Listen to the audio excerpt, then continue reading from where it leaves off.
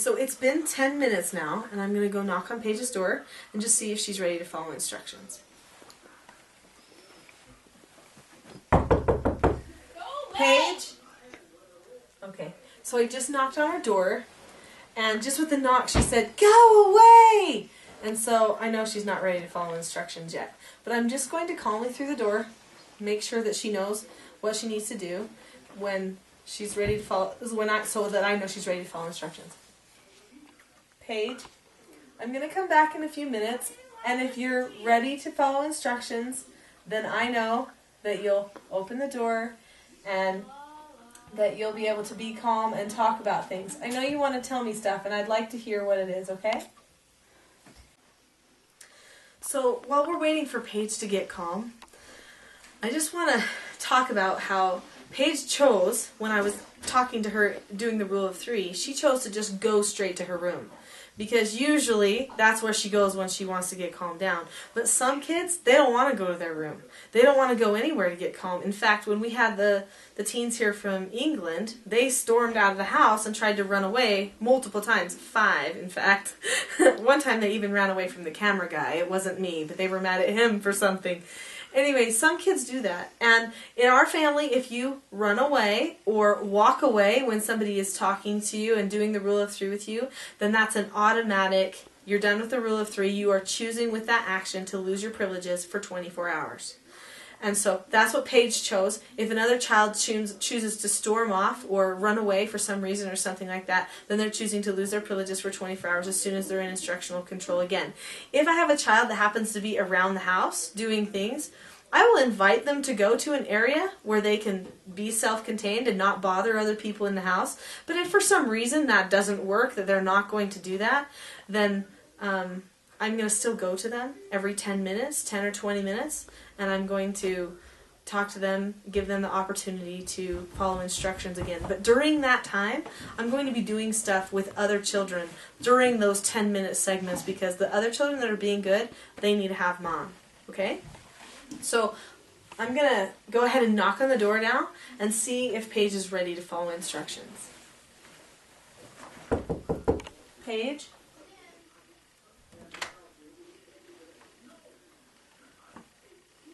Come here, honey. Are you ready to follow instructions then? Yeah, I guess so. Okay. Can you come on out here? I'm really glad that you chose to, because you know what? I don't like seeing you upset like that. I'm sure you don't like it. You weren't happy. Right? No? Okay. Come on out here to the couch and let's have a seat. Paige, I'm really glad that you decided to get calm. It was a wise choice, really. You were frustrated because you'd worked really hard and you wanted to have the rewards of working hard, even though you didn't meet that goal. Mm-hmm. And honestly, do you know what? That's what I would like to give to you. I would love that. Except for then, it would make it so next time we set a goal, it wouldn't mean as much, and you wouldn't care as much about getting all the way finished, but just working a bit hard, you know, instead of doing the whole thing. So it doesn't really do you as much good. Mm-hmm. Let's talk about what happened, and maybe what kind of a way that you could have made me be able to talk to you a little bit more and understand you a little bit better. Because I think you wanted to be understood, didn't you? Mm-hmm. Okay. So what you did was you automatically got defensive. As soon as I was talking to you about it, as soon as I said no, you got defensive, which means that you didn't accept a no answer, right? What are the steps to accepting a no answer?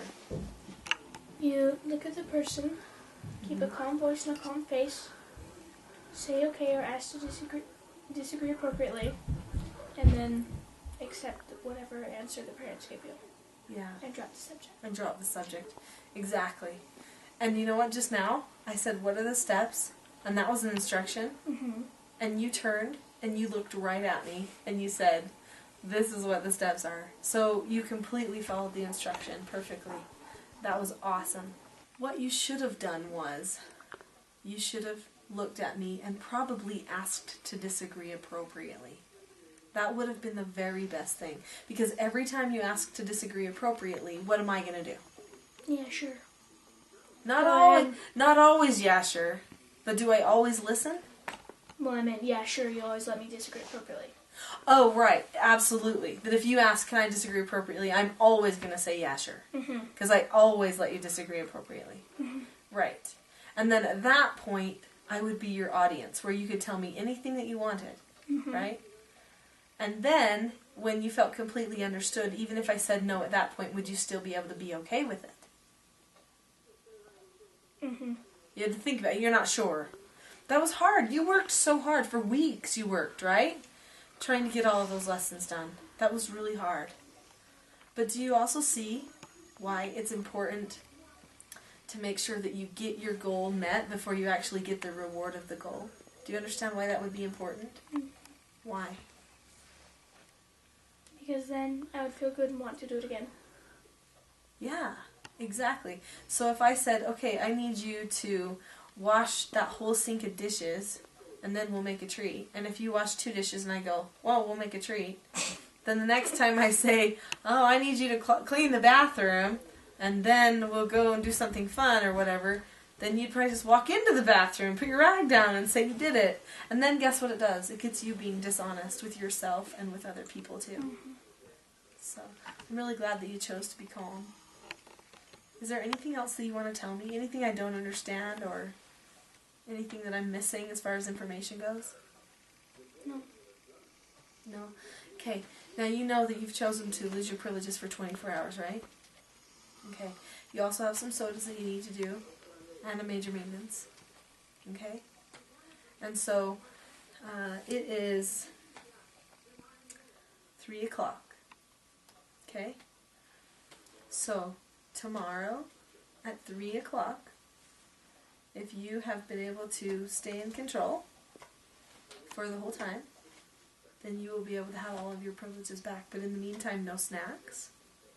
Okay, you can have your meals, but no snacks. No friend time. Oh, Paige! You are so good! Do you know, I probably would have let that slide. I shouldn't tell you that, but it's true. I probably would have let that slide. So I said no snacks, and you're like, oh, I'm chewing gum. Right now I'm chewing gum. And you threw it away? Honey, that is so honest. That's just fantastic. Anyway, so I know you're going to be good with the other stuff. I know you will be. You're good at accepting consequences, and it's only for 24 hours, and then it's done. I don't think you need to have this problem anymore, right? We can totally talk about it and not have this kind of disappointment be an issue in the future? Yeah. Okay. Good deal.